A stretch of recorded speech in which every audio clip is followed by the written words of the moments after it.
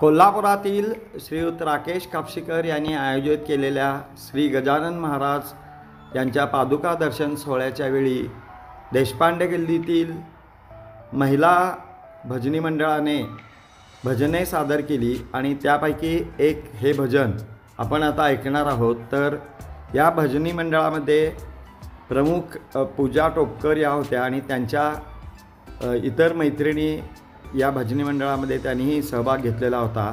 तर असं हे त्यांनी गायलेलं भजन, माय भवानी तुझे लेकरू कुशीत मजला घेई आई, हे भजन आता आपण ऐकणार आहोत। तर ऐकूया आपण हे भजन या महिला मंडळाच्या सदस्यांच्या आवाजामध्ये।